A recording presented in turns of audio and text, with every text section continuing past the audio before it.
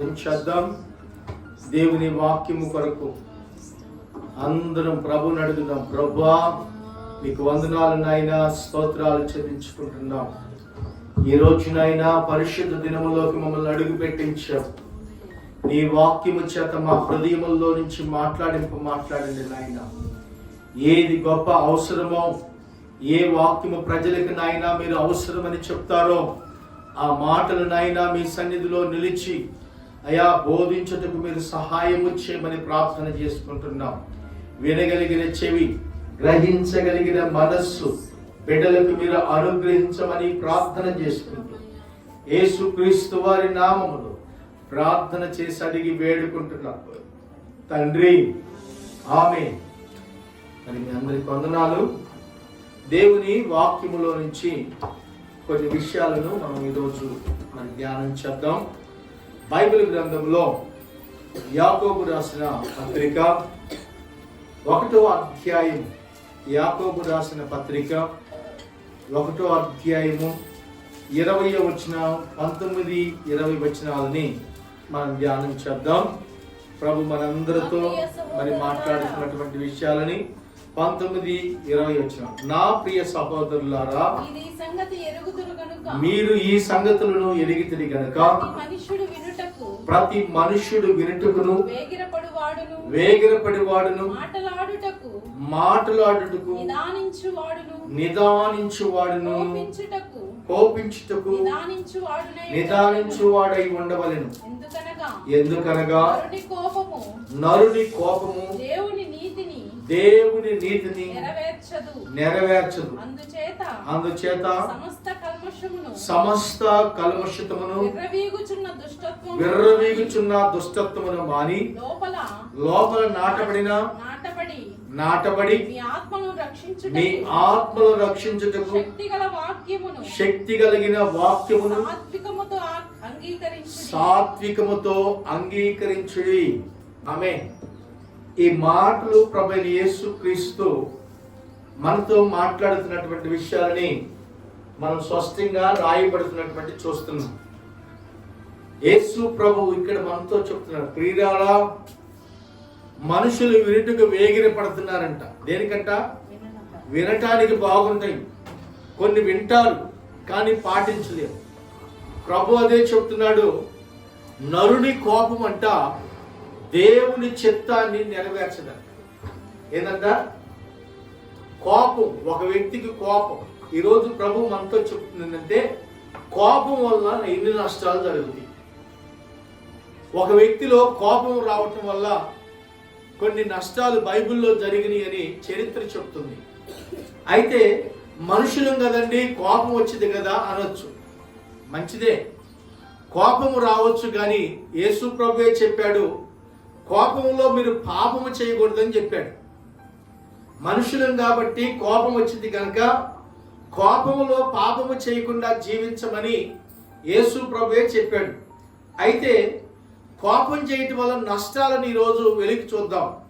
Bible గ్రంథంలో మనం చూడగలిగితే మత్తయి సువార్త 5వ అధ్యాయము 22వ వాక్యంలో అక్కడ స్పష్టంగా రాయబడుతున్నటువంటి విషయాలను మనం చూస్తున్నాం. నేను మీతో చెప్పినది ఏమనగా, ఒక సహోదరుని మీద కోపపడు ప్రతి వాడును దేనికంట? దేవుడు విమర్శించే రోజు ఒక రోజు రాబోయిందంట. ఎప్పుడు అంటే పరలోక రాజ్యంలో యేసు ప్రభు అందరినీ ఒక రోజు నిలువ పెట్టే రోజు ఒక రోజు వచ్చింది. మనుషులు పెద్దవారు, గొప్పవారు, ధనికులు, పామరులు ఎవరైనా సరే అందరూ ఈ భూలోకాన్ని విడిచిపెట్టి ఒకరోజు యేసు ప్రభు దగ్గరికి వెళ్ళాలి, పరలోక రాజ్యానికి. ఆ పరలోక రాజ్యములో ఎదుటికి వెళ్ళినప్పుడంట దేవుని ఎదుట అందరూ నుంచోవాల్సిందే. గొప్పవారు నుంచోవాలి, కొద్దివారు నుంచోవాలి, ధనికులు నుంచోవాలి. అందరూ ఆయన ఎదుట నిలువబడ్డప్పుడంట రేపు విమర్శ దినములు అంట వాటన్నిటిని విమర్శ దినములోకి తీసుకొస్తారంట కోపం. అందుకే అక్కడ రాయబడుతున్న విషయాలు స్పష్టంగా మనం చదివితే, చదువు ఒకసారి. తన సహోదరిని చూచి ఎద్దుడా అని 22వ వచనం. నేను మీతో చెప్పున్నదేమనగా, నేను మీతో చెప్పినది ఏమనగా, తన సహోదరుని మీద కోపపడు ప్రతివాడు. ఇప్పుడు ఎవరు? మనం అందరం సహోదరులమే. ఇప్పుడు మన అందరం కూడా అందరం ఒక రక్త సంబంధికులు కాకపోయినా, ఒక శరీరంలో పుట్టకపోయినా, కానీ దేవుని చేత ఆత్మ సంబంధమైన బండలోది మనం అందరూ ఒకే శరీరంగా దేవుడు ఎన్నుకున్నాడు. చూడండి, మనుషుల శరీరాల్లో అవయవాలు వేరుగా ఉండవు. ఒక స్త్రీకి ఒకే రకం ఉంటాయి, ఒక పురుషునికి ఒకే రకంగా శరీరంలో అన్ని అవయవాలు పనిచేస్తున్నాయి. చూడండి, ప్రతిదీ కూడా దేవుడంట రేపు విమర్శ దినం వచ్చినప్పుడంట ఈ శరీరంలో అన్ని పార్ట్లు బాగా పనిచేస్తేనే మనం బాగా పనిచేసుకోగలుగుతాం. శరీరంలో నీరసంగా ఉందనుకో, శరీరం సహకరించిద్దా? కాలు నొప్పిగా ఉంది, నడవలేముగా. చెయ్యిలో కాలంలో ముళ్ళు గుచ్చుకుంది, ఒక చిన్న ముళ్ళు. ఎంత ఉంటుందండి ముళ్ళు? ఎంత ఉంటుంది? చిన్న ముళ్ళే. ఆ ముళ్ళు కాళ్ళలో గుచ్చుకుంటే కాలు నడవనీదు, ఎంతో బాధ. చూడండి, దేవుడు మరి ఈ శరీరంలో ప్రతి పార్ట్, గుండె ఎప్పుటాంచి కొట్టుకుంటుంది? చిన్న అణువుగా ఉన్నప్పుటాంచే గుండె కొట్టుకుంటుంది. మరి గుండెని బాగు చేసిన దేవుడు కదా. మరి చేతులన్నీ ఆరోగ్యం ఇచ్చాడు కదా. మరి కన్నులు లేకపోతే చూడటానికి ఏముండవు కదా. అన్నిటినీ దేవుడిచ్చాడు. అన్నిటినీ దేవుడిచ్చిన దేవుని కంట మనం విధేయులు కలిగి ఉండాలి. మన సహోదరుల మీద మనం కోపపడకూడదు. మన సహోదరుల ఎడల మనం ఎలాగ జీవించాలంటే ప్రేమ కలిగి జీవించమని యేసు ప్రభు చెప్పాడు. ఆమేన్. చూడండి, ఎఫెసీయులకు రాసిన పత్రిక 4వ అధ్యాయము 26వ వచనాన్ని ఒకసారి చదువుకుందాం. ఎఫెసీయులకు రాసిన పత్రిక 4వ అధ్యాయము 26వ వచనం. కోపపడుకుడు గాని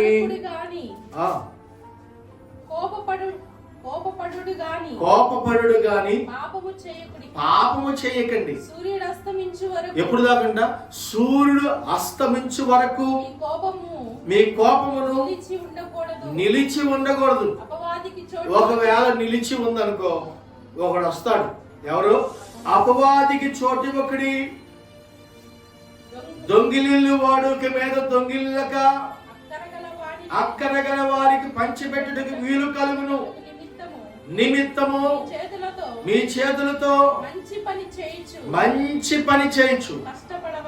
ఏం చేయాలంట? మంచి పనులు చేయాలి. మన చేతులు దేవుడు మంచి పని చేయడానికి ఇచ్చాడు. ఇదిగో మన చేతుల్లో ఇదిగో చెడ్డ పనులు ఉన్నాయి. కొన్ని విషయాల్లో మనం దేవునికి మంచి పనులు చేయడానికి దేవుడు మనకి అన్ని అవయవాలు ఇస్తే, మన అవయవాలు దేవునికి మంచి పని చేయకుండా మన చేతులు చెడ్డ పని చేస్తేనే దేవుడే చెప్తున్నాడు. ఎట్లా చెడ్డ పని చేస్తాయ్యా? నా చేతులు ఎవరిని మోసం చేయలేదు కదా, ఎవరిని అన్యాయం చేయలేదు కదా, ఎవరితో ఈ చేతులతో ఇదిగో అన్నం పెట్టిన చెయ్యే కదా. మంచిదే, అన్నం పెట్టిన చేతులే. కానీ మన చేతులంట దేవునికి విరోధముగా పనిచేసినవి ఎక్కడన్నా మనకు తెలియకుండా ఒక్కోసారి మన చేతులు పనిచేస్తూ ఉంటాయి. చూడండి, వస్తువు వస్తూ ఉంటాం, పొలాల్లోకి వస్తూ ఉంటాం, తీసుకొని వస్తూ ఉంటాం. వచ్చేటప్పుడు బాగా గోగు మొక్కలు దొరికినాయి. అక్కడ పొలంలో బాగా నార్లు పోసారనుకోండి, గోగులు ఒక మూట అంత గొప్పడి పట్టుకొని పీక్కొచ్చుకొని కూర వండుకో. ఇప్పుడు మన చేతులు ఏం చేసినాయి? ఇప్పుడు అడిగే వాళ్ళు మనం అడగలేదు. ఇది మరి పాపమే కదా, మన చేతులు వ్యతిరేకంగా నడిచినట్టే కదా. మరి అటువంటి చిన్న చిన్నయే మనం చేసేది. ఒక్కొక్కసారి తెలియకుండా మన చేతులు మనల్ని పప్పులో పెట్టుకుందామని తెచ్చుకుంటున్నాం. మంచిదే, కాదంటలేదు. కానీ వాక్యము చెబుతుంది, మీ చేతులంట కష్టము చేసి పని చేసుకోవాల్సిందే కానీ ఎదుటి వారి కష్టాన్ని మనము తినకూడదు. అదే యేసు ప్రభు చెప్పాడు. కోపం అంట నరుణ్ణి పాపము చేయకుండా చేయాలంట. ఇదిగో సూర్యుడు అస్తమించే లేపే. ఒకవేళ చిన్న మాట వచ్చి గొడవ పెట్టుకున్నాం, ఎదుటి వారితో గొడవ పడ్డాం, వాళ్ళే మనతో గొడవ పడ్డారు. ఇదిగో తెలియక తెలుసో ఏదో చిన్న పొరపాటు మాట అనుకున్నాం, ఒక శ్రద్ధలతో వెళ్తున్నాము. అప్పుడు ఏం చేయాలంటే మనము, అమ్మా నా వల్ల నీకు పొరపాటు జరిగిందని నువ్వు బాధపడ్డావు, దయతో నన్ను క్షమించమ్మా అని పలకరించి మాట్లాడితే ఎంత ప్రేమ. యేసు ప్రభు ప్రేమను చూపిస్తూ వచ్చాడు. అట్లా ప్రేమతో పలకరిస్తే కుటుంబాలు కట్టబడతాయి, మనుషులు కట్టబడతారు. పిల్లలు బిడ్డల తల్లిదండ్రుల మధ్య వివాదాలు ఉండవు, అనాథాశ్రయాలు ఉండనే ఉండవు. అసలు ఆమేన్. ఉంటాయండి. ఉంటాయా? కొంతమంది తల్లిదండ్రులు మా ఆస్తి మేమే ఉంచుకుంటాం, మీకు ఇయ్యం అని చెబుతారు. అవునా? చాలా మంది నేను చూశాను. పిల్లల కోసమేగా మనం సంపాదించేది, అవునా కదా? పిల్లల కోసమేగా వాడు ఖర్చు పెట్టుకుంటాడు, పాడు చేసుకుంటాడు. ఇప్పుడు ఇత్తే అని అనుకుంటావు. కొంచెం ఇచ్చి కొంచెం దాచిపెట్టు. అయ్యా రేపు రాబోయే దినాల్లో నువ్వు ఇబ్బంది పడతావురా, నీ కోసం ఈ ధనమును దాచిపెడుతున్నానని చెప్పి యేసు ప్రభు ధనమును దాచిపెట్టి మనకు ఉంచాడంట పరలోకంలో. ఆమేన్. ఎక్కడ ఉంచాడంట? పరలోకములో మనకి ధనమును దాచిపెట్టి ఉంచాడు ప్రభు. ఇదిగో ఎవరు అక్కడ దొంగలుండరు, చెమట్లు కొట్టవు, తుప్పు పడతాయి అని తెలియదు. అందుకే ప్రభు చెబుతున్నాడు ప్రతి విషయంలో అంట మనం ఎలాగ ఉండాలంటే దేవునికి ఇష్టముగా జీవించాలి. ఆ మాటలు మనం చదువుకున్నాం.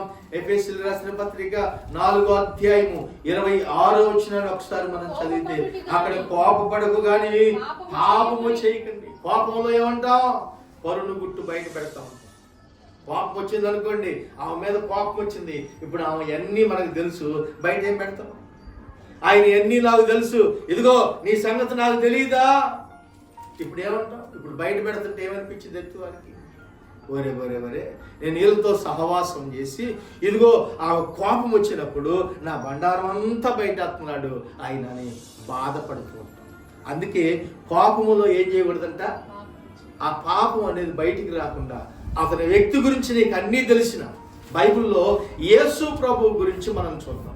ఒక వ్యక్తి యేసు ప్రభు అమ్మడు తిరుగుతున్నాడు, యూదా ఇస్కరియోతు యేసు ప్రభు అమ్మడు తిరుగుతున్నాడు, పేతురు కూడా యేసు ప్రభు అమ్మడు తిరుగుతున్నాడు. యేసు ప్రభువుని పట్టిస్తాడని యేసు ప్రభువు తెలుసు. ఇదిగో ఈయన నన్ను 30 ఎండి నాణ్యాలకు అమ్ముతాడని యేసు ప్రభు గురించి, యేసు ప్రభు యూదా గురించి తెలుసు. తెలిసిన వ్యక్తి యేసు ప్రభు ఏం చేశాడంటే మౌనంగా వెంట పెట్టుకొని తీసుకెళ్తున్నాడు. అన్ని స్థలాలకు ఎత్తుకెళ్తున్నాడు. యేసు ప్రభు ప్రార్థన చేస్తే ఇతని చరిత్ర మొత్తం తెలుసు. అన్ని తెలిసిన మౌనంగా ఉన్నాడు, ఏమీ మాట్లాడలేదు. సమయం వచ్చింది. యేసు ప్రభువుని వాళ్ళు ప్రధాన యాజకుల దగ్గరికి వెళ్ళి యేసు ప్రభువు నువ్వు మాకు అమ్మితే నీకు వెండి నాణ్యాలు ఇస్తామని చెప్పారు. ఆశ పెట్టారు.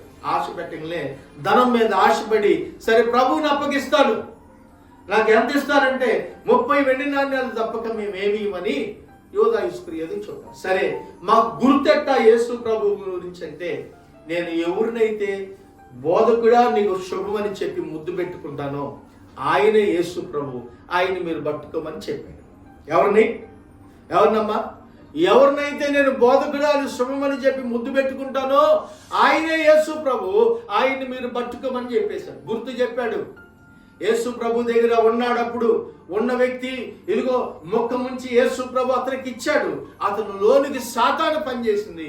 త్వరగా వెళ్ళాడు, ప్రధాన యాజకుల దగ్గరికి వెళ్ళాడు, ధనము తీసుకున్నాడు. రండి నా వెరికీర్తి, యేసు ప్రభుని ఈరోజు మీకు అప్పగిస్తానని చెప్పాడు. వెళ్ళాడు. కతీలు గుదీలు పట్టుకొని సైనికులందరూ యేసు ప్రభు దగ్గరికి వచ్చారు. అన్నీ తెలుసు యేసు ప్రభు. తెలీదా?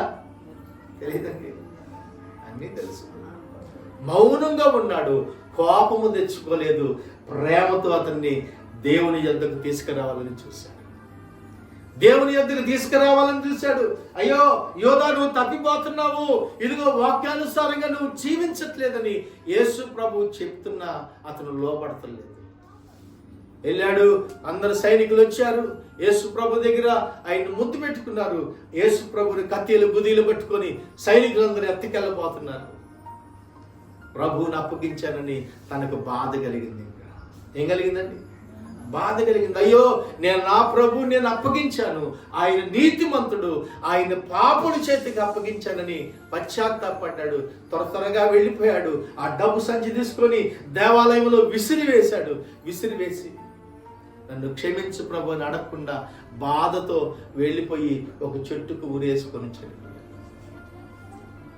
యేసు ప్రభు అమ్మటే తిరిగాడు, ఆయనతోనే నడిచాడు. ఇదిగో అతని కోపము అతని పాపముగా మార్చింది.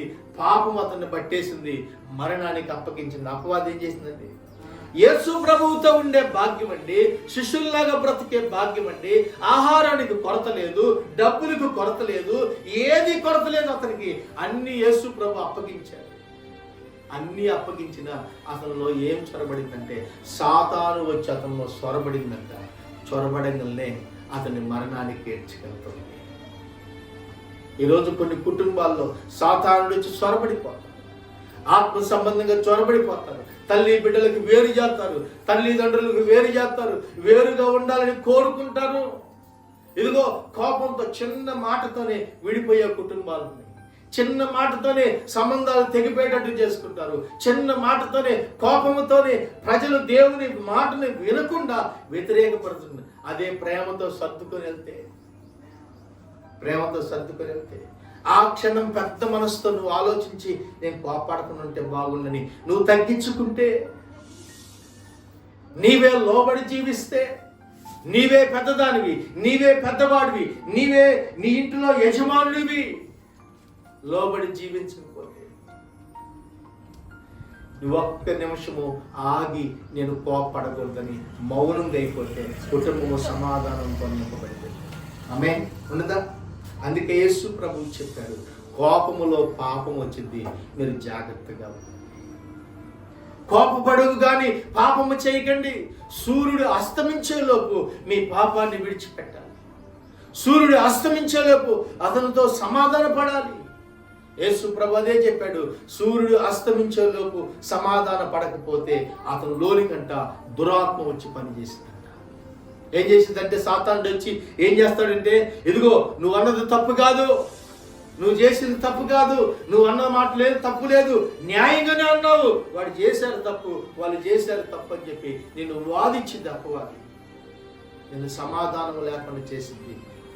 లాస్ట్కి తల్లి జాడ బిడ్డలకి, బిడ్డ జాడ తండ్రికి లేకుండా చేసి వేరు బంధాలు చేసి అపవాది ఒకరినొకరు దూరపరుస్తూ ఉంటుంది. అందుకే యేసు ప్రభువు చెప్పాడు, కోపము నువ్వు మానుకుంటే, ఆగ్రహము నువ్వు విడిచిపెడితే నీలోకి సమాధానము కలిగిన ఆత్మ వచ్చిందంట. ఆమేన్ హల్లెలూయా. కొంతసేపు కనబడి అంతలోని మాయమయ్యే ఆవిరి వంటిదిరా జీవితం, లోకాన కాదేది అడిగి ఎదురవుతారెందరూ నీ పయనంలో, నిలిచేది ఎందరో నీ అక్కరలో.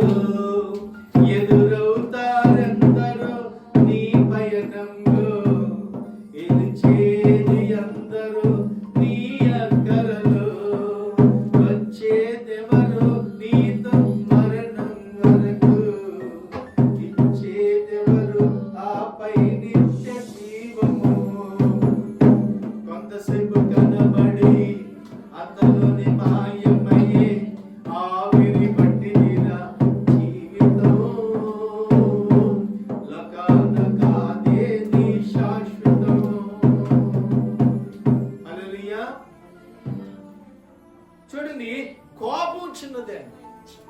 ఏంటంటే ఈరోజు కోపంలో ఉన్న ఆవేశం వల్ల, అనర్థాల వల్ల కుటుంబాలు గలిబిలిగా మార్చబడి, మనుషులందరూ కూడా ఆత్మ సంబంధంగా దేవుని వైపు మళ్ళలేకపోతున్నారు.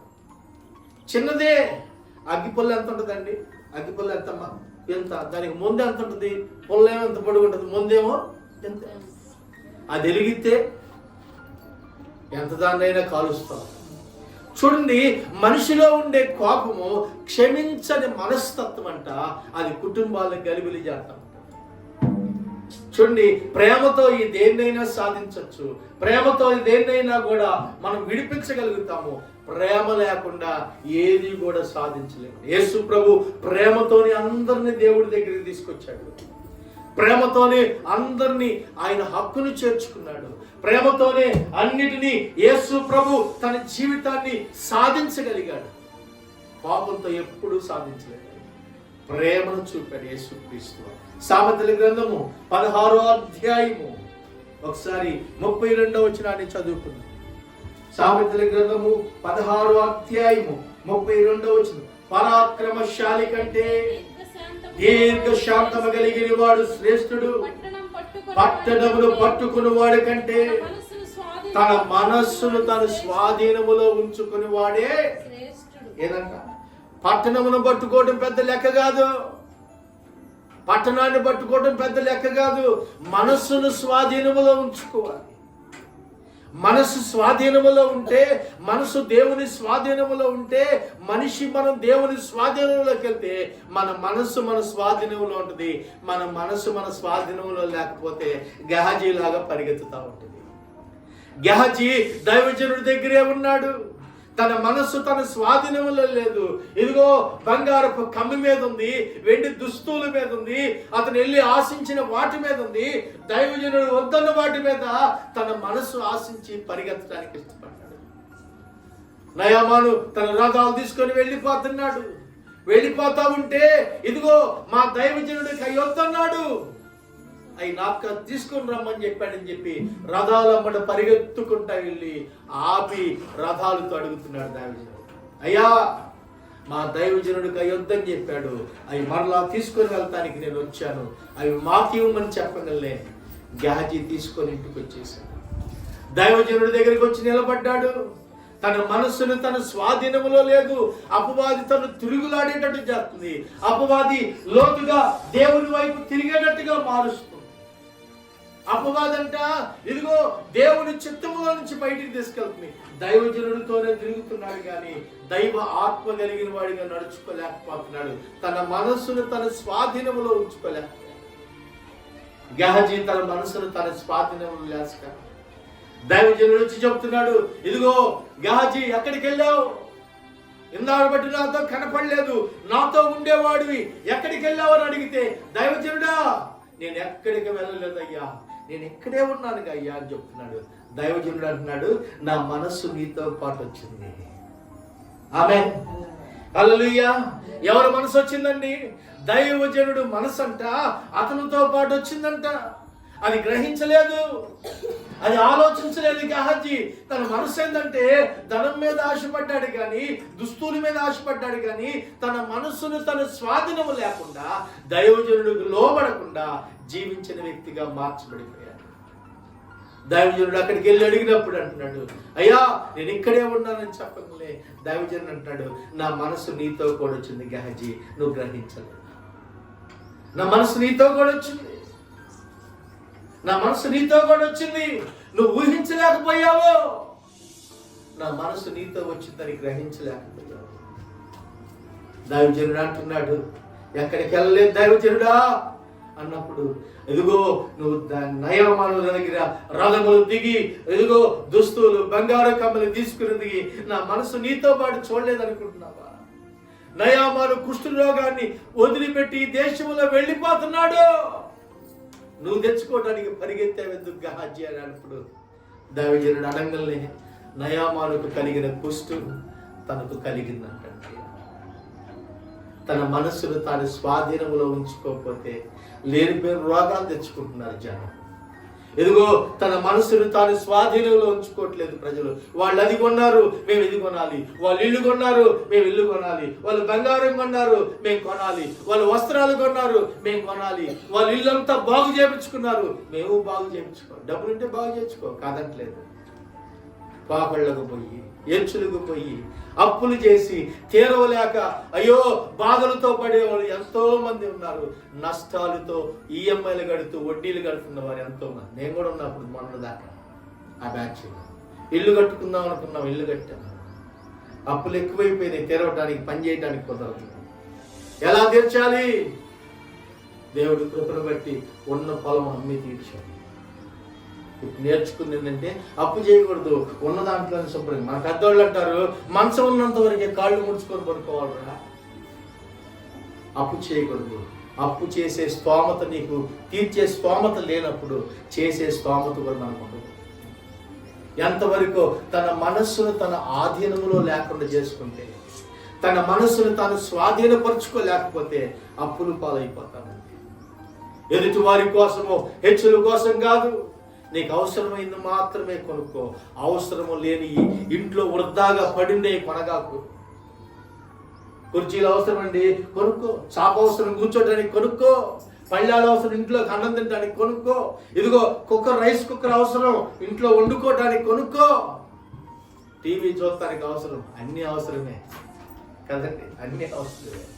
కానీ కొన్ని అవసరం లేని కొనుక్కొని ఇంట్లో పెడతాం. చీరలు అవసరం, కొనుక్కో. ఎక్కువ బీరువా నిండా పెట్టుకుంటే అవసరం అండి. చూడండి, దేవుని వాక్యము తన మనస్సును తాను స్వాధీనము లేకపోతే, తన మనస్సును తను స్వాధీనం పరచుకోలేవాడు ప్రాకారము లేని గోడతో సమానం. ఇప్పుడు దీనికి మందిరం చుట్టూ గోడలు లేవండి. ఎవరైనా రావచ్చు, కుక్కలు రావచ్చు, పిల్లలు రావచ్చు, మనుషులు రావచ్చు, గేదెలు రావచ్చు, ఎవరైనా వచ్చి ఆ మెల్లలో తిరిగి వెళ్ళొచ్చు. కానీ లోనకు రావాలంటే తలుపులు ఉన్నాయి, తాళాలు ఉన్నాయి. అవునా? అట్లానే మన మనస్సును మనం స్వాధీనపరచుకో. మాటలు మనం చదువుతాం, ఒకసారి చదవండి. సామెతల గ్రంథము 16వ అధ్యాయము. సౌండ్ తగ్గించుమా. పరాక్రమశాలి కంటే దీర్ఘశాంతము కలిగిన వాడు శ్రేష్ఠుడు. పట్టణమును పట్టుకుని వాడి కంటే తన మనస్సును తాను స్వాధీనపరుచుకుని వాడు ఎవరంటారు? శ్రేష్ఠుడు. మనస్సును స్వాధీనపరుచుకునే వాళ్ళు శ్రేష్ఠుడు. పట్టణం ఏముంది? కాపాడబడతా ఉంటుంది. అధికారం ఏముంది? రాజుల చేత కట్టబడింది. అయితే వాక్యము చెబుతుంది, తన మనస్సును అణుచుకోలేని వాడు, తన మనస్సును ఇదిగో తన స్వాధీనములు లేకుండా వేరొక స్వాధీనంలోకి ఇస్తాడు. అందుకే బైబిల్ చెబుతున్నవి. సంఖ్యాకాండము 20వ అధ్యాయము 10వ వచనం. తరువాత మోషే అహరోనును ఆ బండ ఎదుట సమాజమునంతటిని పోగు చేసినప్పుడు అతడు వారితో ద్రోహులారా వినుడి, మేము ఈ బండ నుండి మీ కొరకు నీళ్లు రప్పించవలెనా అనెను. చాలండి. ఏదన్నా ఇతనికి కోపం వచ్చింది. ఎవరండి ఇతనంటే? ఇశ్రాయేలు ప్రజల్ని 40 సంవత్సరాలు అరణ్యములో నడిపిస్తానికి, దేవుడు వాగ్దాన దేశానికి తీసుకెళ్తానికి, మోషేని వాగ్దాన దేశానికి తీసుకెళ్తానికి ఇష్టపడ్డాడు. అయితే వీళ్ళందరూ ప్రజలు విసిగిస్తున్నారు మోషేని. నీళ్లు లేవు, మమ్మల్ని అరణ్యంలోని చావటానికి తెచ్చావో అని గట్టిగా మోషేని గదమాయించి అడుగుతున్నారు. ఆహారం లేదు, నీళ్లు లేవు, మమ్మల్ని ఎందుకు ఇక్కడికి తెచ్చావు? మేము ఐగుప్తిలో ఉంటే సుఖంగా అక్కడ బ్రతికే వాళ్ళం కదా, ఎందుకు తీసుకొచ్చావని మోషేని అడుగుతూ ఉంటే మోషే అంట దేవుడి దగ్గరికి వెళ్ళాడు. అయ్యా, ఈ ప్రజలు నన్ను చంపేస్తారేమో, నీళ్లు లేవని అడుగుతున్నారు, వీళ్ళకి నీళ్లు కావాలని ప్రార్థన చేస్తున్నాను, అయ్యా సహాయము చేయి ప్రభు అని దేవుణ్ణి వేడుకుంటే మోషేతో దేవుడు చెప్పాడు, మోషే నీ ఎదుట ఏముంది? బండ ఉందయ్యా. నీ చేతిలో ఏముంది? కర్ర ఉంది ప్రభు. ఆ కర్రను తీసుకొని ఆ బండకు నువ్వు చూపు, నేను దానిలో నుంచి నీళ్లు పుట్టిస్తాను. ప్రజలందరూ 6 లక్షల మందికి నీళ్లు సరిపడే నీళ్ళు వచ్చింది. ఎన్ని లక్షల మంది అండి? 6 లక్షల మందికి ఎన్ని నీళ్లు పడతాయి? తాగటానికైనా, స్నానాలు చేయటానికైనా చాలా నీళ్లు పడతాయి. ఆ బండలో నుంచి అంట నీళ్లు ఉబుకుతుంటే ప్రజలు తాగుతూ సంతోషిస్తూ ఆనందిస్తున్నారంట.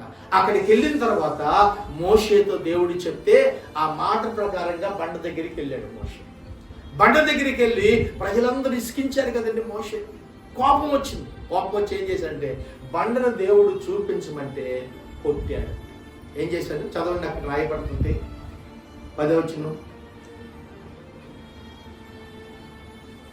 11వ వచనం. అప్పుడు మోషే తన చెయ్యి ఎత్తి 2 మార్లు తన కర్రతో ఏం చేశాడంట? 2 మార్లు అంటే 2 సార్లు బండను ఏం చేశాడు? కొట్టాడు. పైన వచనం మీరు చదవండి. మనం చదివితే అక్కడ రాయబడతా ఉంటది.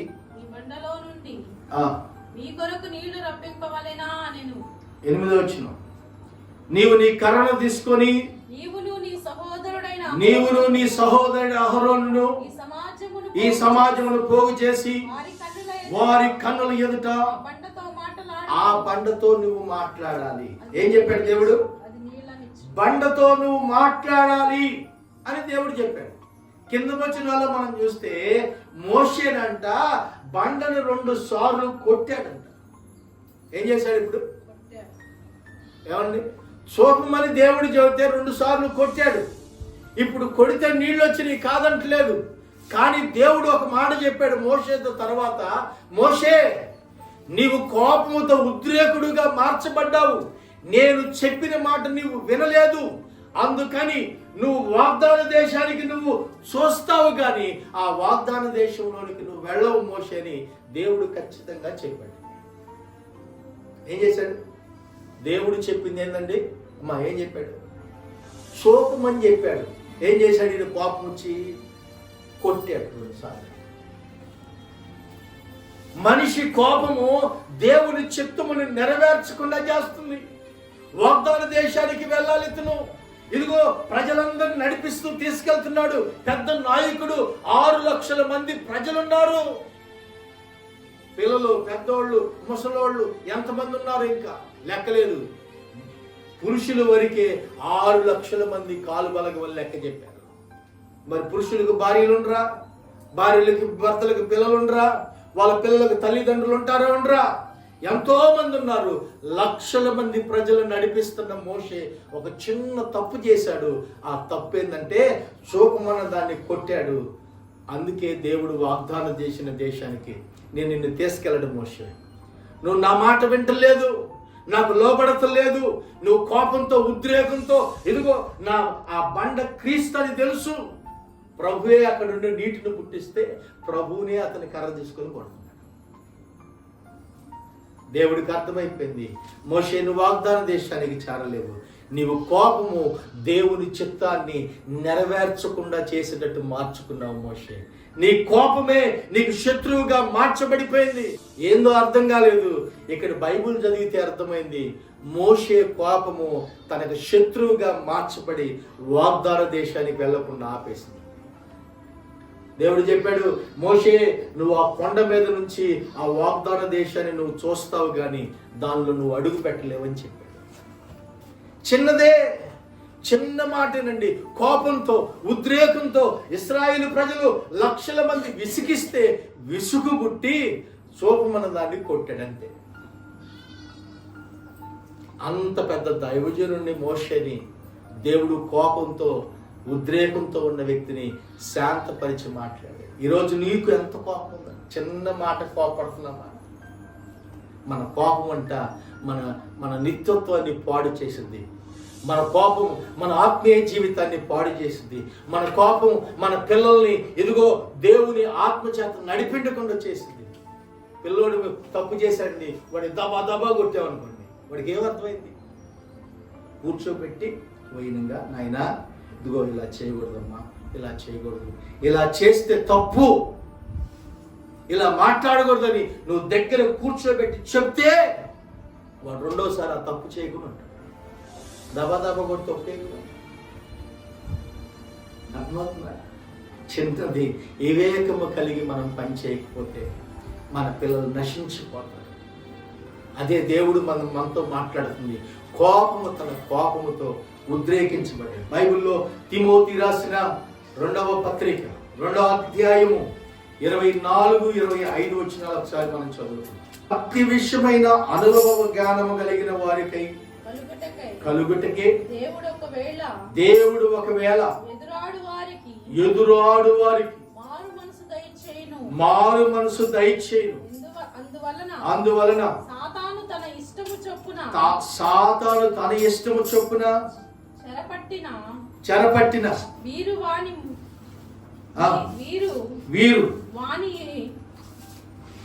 ఊరిలో నుండి తప్పించుకొని మేలు కోరిదునేమో అని ప్రభు యొక్క దాసుడును అట్టి వారికి సాత్వికముతోను శిక్షించుచు జగడమాడక. జగడం అంటే తగాదులు. కొంతమంది చిన్నదానికి కూడా తగాదు పెట్టుకుంటారు.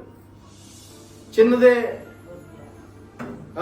ఆ ఇంటి మీద ఏదైనా కాగితాలు వచ్చి లేకపోతే ఏదైనా పడ్డాయి అనుకోండి,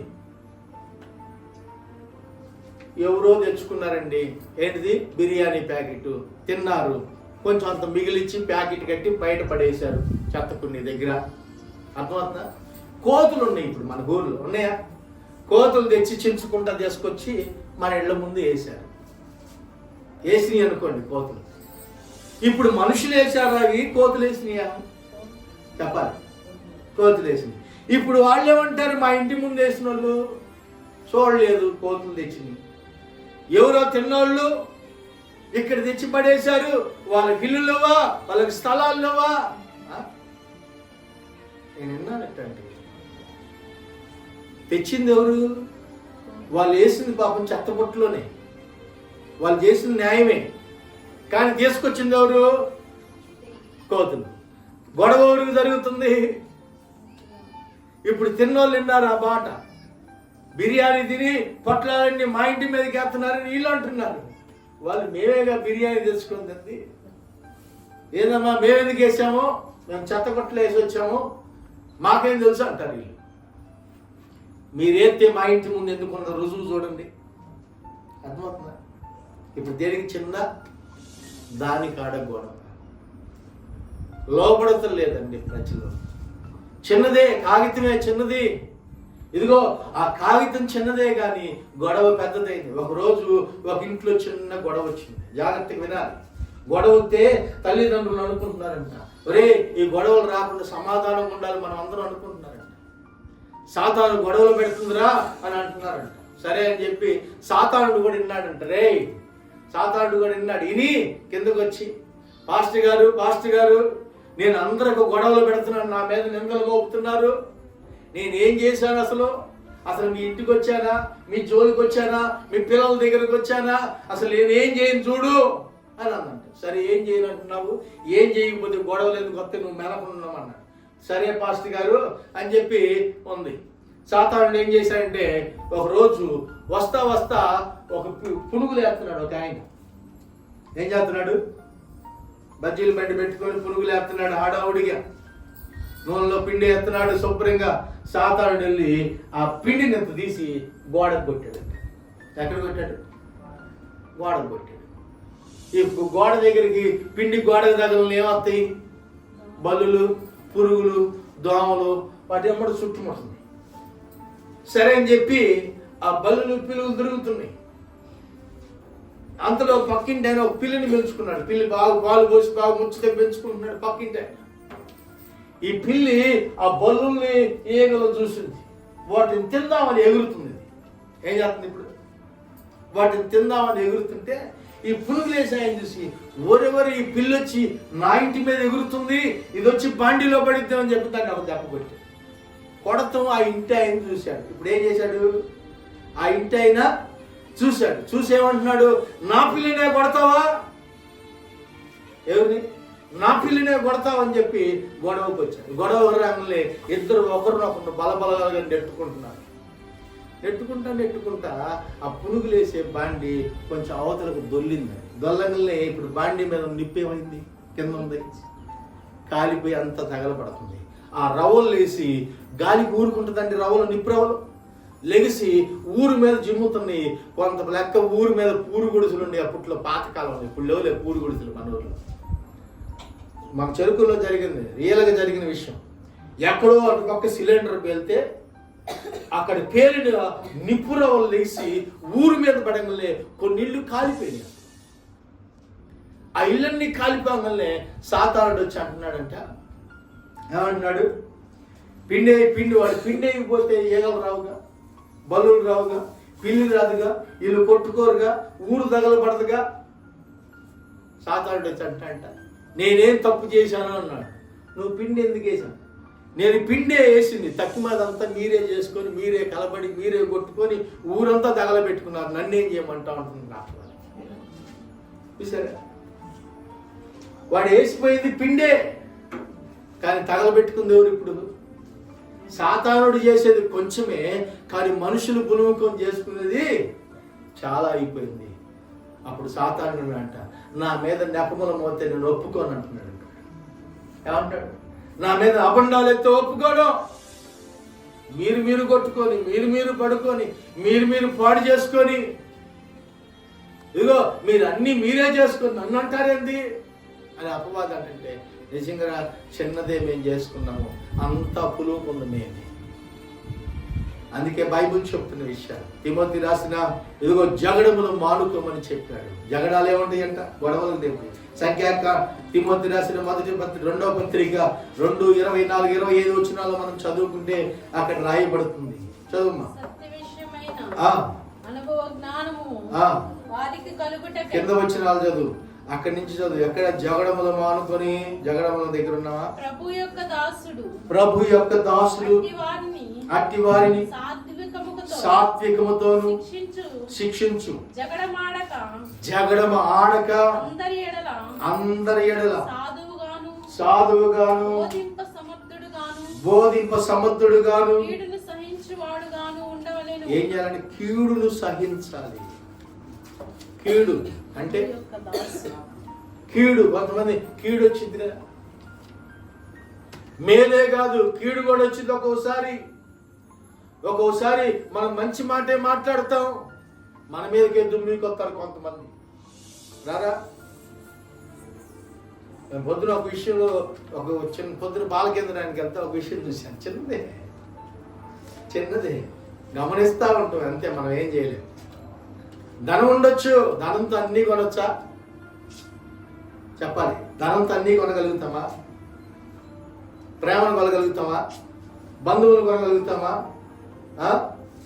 ఆస్తిపాస్తులు మమకారాలు కొనగలుగుతామా? డబ్బుతో నువ్వు వస్తువులు కొనొచ్చేమో కానీ ప్రేమను కొనలేవు. ఆమేన్. యేసు ప్రభు ప్రేమ చేత అన్నిటినీ కొన్నాడట. ప్రేమ చేతనే కొనుక్కొచ్చాడు. ఆయన కోపపడలేదు ఎప్పుడు. యేసు ప్రభువుని అవమానపరిచారు కొంతమంది, ఆయన గుద్దారు, ఆయన ముఖం మీద ఉమ్మేశారండి. మన మీద ఉమ్మేస్తే అసలు ఊరుకుంటాం. చిన్నదే అని నోట్లో ఊసామనుకో, మన పక్కన ఉన్నాం అనుకోండి, ఇక్కడ ఊసారనుకోండి, ఏమంటాం? నన్ను చూసి ఊరుతావా? ఎంత కోపం వచ్చిందో మనకి. ఆయన మీద ఉమ్ము వేస్తేనే మౌనంగా ఉన్నాడు. ఆయన ప్రేమించాడు. ఆ ప్రేమ అనేకుల్లో ఉంది. నువ్వు అలాగుంటే గొడవలు ఉండవు, అలాగుంటే సమాధానం ఉంటుంది, అలాగుంటే ప్రేమించితే అందరినీ ఆప్యాయంగా చేర్చగలుగుతావు. అందుకే బైబిల్లో ఒక మాట ఉంది, నీ పిల్లలు నీ చుట్టూ ఒలీవల మొక్కల వలె ఉంటారు ప్రేమిస్తే. మొక్కలు మన చుట్టూ ఉంటే ఎంత అందంగా ఉంటుంది. ఏమండి, మన ఇంటిలో బాగా పెరట్ ఉంది, పెరట్లో శుభ్రంగా పూల మొక్కలేసి నీట్గా తయారు చేస్తున్నాం అనుకో, వచ్చిన వాళ్ళందరూ ఏమంటారు? బా, ఈ ఇంట్లో రాగానే ప్రశాంతంగా ఉందయ్యా, హాయిగా ఉంది, బాగుంది ఇల్లు. డబ్బులుండయా? లేవు. పూరు గుడిసే, వాళ్ళ పూరు గుడిసేనండి, ఏమీ లేవు, కానీ ఇంటిని నీట్గా శుభ్రంగా పెట్టుకున్నారు, బాగుంచుకున్నారు. అంతకుముందు బండలు లేవు, పేడతో అలికి శుభ్రంగా సున్నాలలాగా పెట్టి నీట్గా చేసేవాళ్ళు. చూసారా మీరు? లేదా? తడికలకి శుభ్రంగా. నేను చిన్నపిల్లప్పుడు ఆ పేడ పెట్టి అలికేవాళ్ళు ఇల్లు అన్ని కొంతమంది.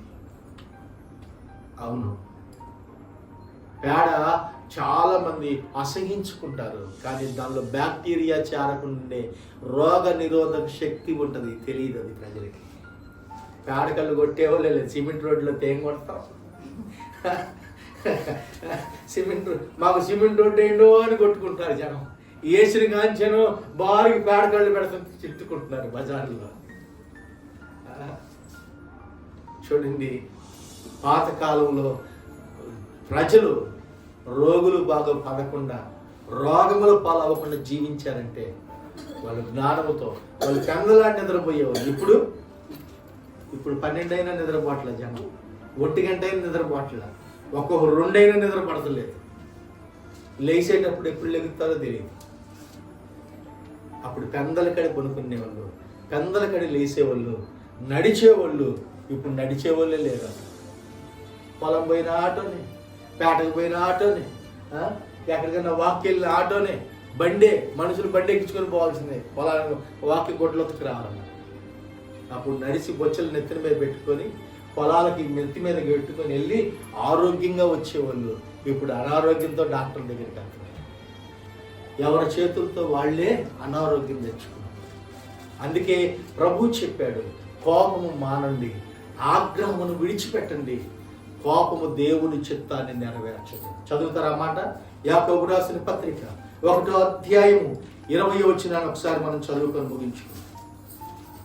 యాకోబు రాసిన పత్రిక 1వ అధ్యాయము 20వ వచనం, ఎందుకనగా నరుని కోపము నరుని కోపము దేవుని నీతిని నెరవేర్చదు. నరుని కోపం అంట దేవుని చిత్తానికి లోబడి జీవించలేదు. కోపం మనిషిని ఏం చేస్తుందంటే పగన రేపిద్ది. కోపం మనిషిని ఏం చేస్తుందంటే సమాధానము లేకుండా చేస్తుంది. కోపం మనుషుల్ని ఏం చేస్తుందంటే బంధాలను విడగొట్టిద్ది. కోపం మనుషుల్ని ఏం చేసింది మనుషుల్ని ప్రేమ లేకుండా విరగొట్టేటట్టు చేసింది. కోపం ఒక వ్యక్తికి శత్రువుగా మార్చబడిపోయింది. కోపం ఒక వ్యక్తిని ఇదిగో నాశనానికి వేడ్చికెళ్తానికి ఇష్టపడింది. మన ఆయన చదువుతున్నాడు, జైల్లో ఒక వీడియో తీశారు ఆగస్టు 15 రోజు. టీవీ 7 వారు టీవీ 9 లో తీశారు. నేను చూశాను ఆ సన్నివేశం. ఒక ముసలాయన తలవలసిన ఆయన ఉన్నాడు జైల్లో. ఆయన ముసలాయన ఇంటర్వ్యూ చేస్తున్నారు. వాళ్ళు ఒక ఆడ ఇంటర్వ్యూ చేస్తే అడుగుతుంది, పెద్ద అయినా నువ్వెందుకు జైలుకి వచ్చావు అని అడుగుతుంటే ఆ పెద్ద ఆయన చదువుతున్నాడు, అమ్మ పొలం గట్టుగాడు తాగాదు వచ్చింది. ఏమొచ్చిందంట? పొలం గట్టుగాడు తాగాదు వచ్చింది. వాడు నేను నెట్టాను, వాడు నన్ను నెట్టాడు, నేను నిన్ను పొడుస్తా అన్నాడు, నేనే నిన్ను పొడుస్తాను అని పొడిచేసి వచ్చాను. చిన్న కోపం, ఆవేశం. ఆయన అంటున్నాడు, ఆ ఒక్క క్షణం నాకు కోపం లేకుండా ఉన్నట్టే ఈ 16 సంవత్సరాలు నేను జైల్లో ఉండేవాడిని కాదు. ఒక కోపం అండి, ఆ ఒక్క నిమిషం ఆగి నడితే అతను చంపేవాడు కాదు. ఆవేశం ఏం చేసిందంటే కట్టలు తెంచుకొని చంపేసింది, మరణానికి అప్పగించేటట్టు చేసింది. చెరసాల్లో 16 సంవత్సరాలు పెట్టుకుంటున్నాడట. ఎన్ని సంవత్సరాలు అంటామా? 16 సంవత్సరాలు. ఒక చిన్న ఆవేశం, క్షణికమైన ఆవేశం తన ఆత్మీయ జీవితాన్ని బిడ్డలు వదిలిపెట్టాల్సి వచ్చింది. ముసలోడు వృద్ధాప్యంలో కమ్మంగా కొడుకులు పెడితే తిని హాయిగా ప్రశాంతంగా అరుగు మీద కూర్చొని హాయిగా కూర్చోవలసిన వ్యక్తి తానే చెరసాలకు వెళ్ళాల్సి వచ్చిందంటే తను చేసుకున్న పాపం తానికే శత్రువుగా ఉరిగా మారిపోయింది. ఎవరేం చేయలేకపోయారు. కొడుకులు ఏమైనా చేయగలిగారా? కూతుర్లు ఏమైనా చేయగలుగుతారా? పోలీసులు ఏమైనా మార్చగలిగారా? తను నిజంగా ఒప్పుకున్నాడు, నేనే పొడిచాను అని కోపం ఆవేశంతో చచ్చిపోయాడు. ఏందండి ఈ కోపం?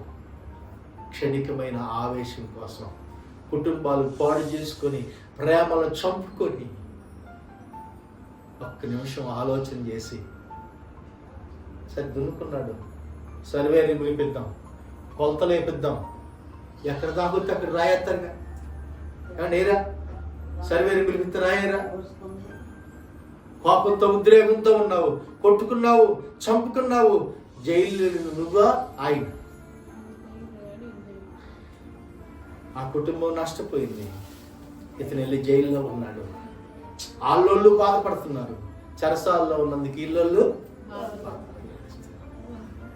ఒక చిన్న ఆవేశం, ఒక మనిషిలో ఉన్న ఆవేశం తన కుటుంబాన్ని గలిబిలి చేసేసింది. ఒక చిన్న విషపొట్టే మనిషిని అంతటిని చంపేసింది. మనకి బిళ్ళ ఎంత ఉంటుందండి? టాబ్లెట్ ఎంత ఉంటుంది? ఎంతే. ఏదైనా బలహీనత వచ్చింది, రాగు వచ్చింది, నొప్పి ఉంది, చెయ్యంత నొప్పిగా ఉంది, డాక్టర్ దగ్గరికి వెళ్ళాం, మందుల షాప్ కాడికి వెళ్ళి, అప్పారా గారు ఏమన్నా ఒక బిల్డింగ్ అండి, చెయ్యంత నొప్పిగా ఉన్నాను, ఇచ్చాను, అది వేసుకుంటాము, తెల్లారిలేక బాగానే ఉంది, తగ్గింది. చిన్న బిళ్ళే, చిన్నదే. చిన్న కోపమే మనిషిని శత్రువుగా మారుస్తుంది. అందుకే యేసు ప్రభువు చెప్పాడు, కోపం మారండి, ఆగ్రహం విడిచిపెట్టండి, ప్రేమతో అన్నిటినీ సాధించండి. ఆయన సిలువ మరణం పొందుతూ కూడా, ఆయన కొరడాలు పెట్టి కొడుతున్నప్పుడు కూడా ఆయన మౌనంగా ఆ భారమైన సిలువని గోల్కొత్తా కొండకెళ్ళి ఆ కొండ మీద సిలువ మీద వేలాడి తను మరణించి మరలా తిరిగి లేచి యేసు ప్రభు మనతో చెప్తున్నాడు, చిన్నదే మానుకుందాం, కోపాన్ని ఆపుకుందాం, తగ్గించబడదాం. మనం ఏ నష్టం జరగదు. నువ్వు తగ్గించుకున్నావు అనుకో, ఏ నష్టం జరిగింది? ఒకవేళ అతను దుమ్మికి వచ్చాడు ఇంకో రాని అని బాగూడదు. మనం సరేలేయ్యా ఇప్పుడు కోపం ఉన్నావు, ఆవేశం ఉన్నావు, తర్వాత మాట్లాడదాం. అబద్ధం మనిషిని నాశనానికి తీసుకెళ్తుంది. కోపం మనిషిని ఆత్మీయ జీవితం పతనం చేస్తుందండి. కోపం బిడ్డల్ని తల్లిదండ్రులు వేరు చేస్తుందండి. ఆ క్షణికమైన ఆవేశమే. యేసు ప్రభు అదే చెప్పాడు. యేసు ప్రభు అదే చెప్పాడు.